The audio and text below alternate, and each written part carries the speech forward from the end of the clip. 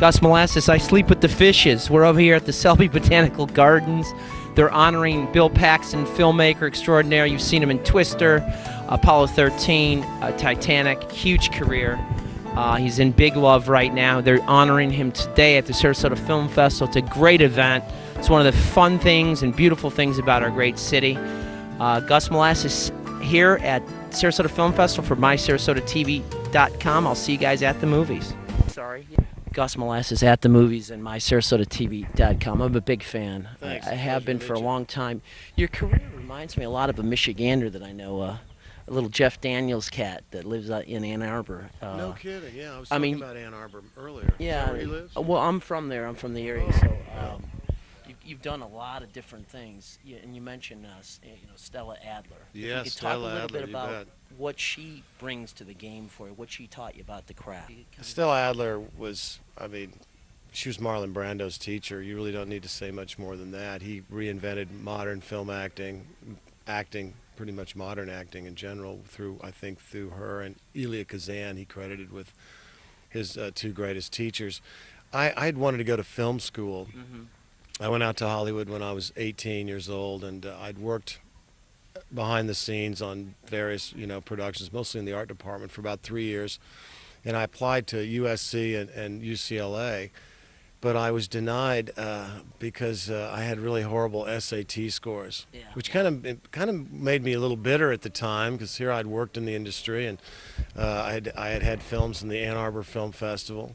And I couldn't get into school, but I heard about this program that NYU was starting, where you could take academics down in Washington Square towards a BA, but you could also study at a professional school. And there were four. They had Lee Strasberg's Institute. They had Stella Adler.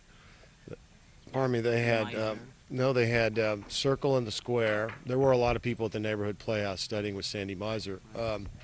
And they had one called the Experimental Wing, and of all those disciplines, I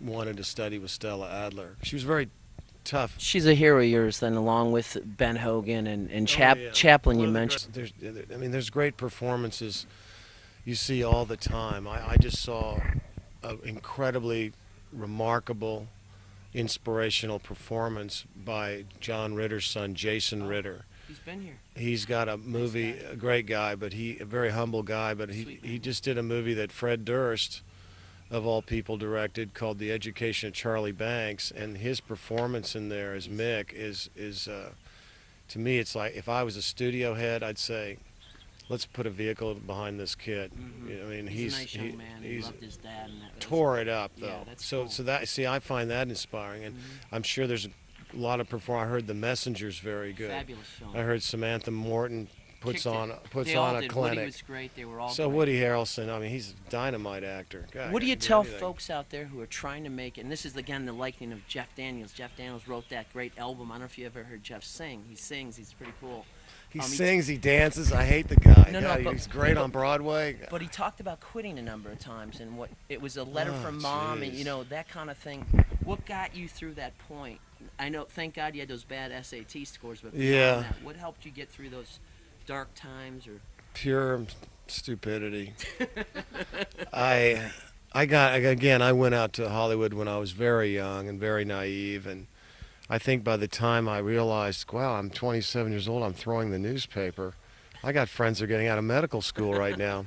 Maybe this isn't going to work out. They're throwing the newspaper. Maybe this isn't such a hot idea. Yeah. Gee, Dad, I don't know. You want to come back and work for the lumber business, you're welcome to. I think I'll stick it out here another year. And I remember one time, the first time I got a day's work was on a NBC pilot. It was called The 6 O'Clock Follies. It was they were trying to do a MASH kind of Vietnam thing with the Armed Service Radio and Television Network that was there. And it was kind of a Good Morning Vietnam kind of a thing, the thing that Robin Williams did so well. And I only had one line in this thing, and I remember taking off my makeup. We're in the Honey Wagon. The Honey Wagon's the long trailer with all the little kind of cubicles, and I'm washing in the little basin there. And I look in the mirror and I say, next year I'm going to get 2 days' work. Beautiful. You know I what? mean, it's so stupid. I mean, yeah, what are you Bill, who are you kidding? congratulations. Thanks for your Thank time, you. and a lot of people want to talk to you. Thanks. Great, my Continued pleasure. success from TV and film and whatever you do. All Even right. even shagging the balls.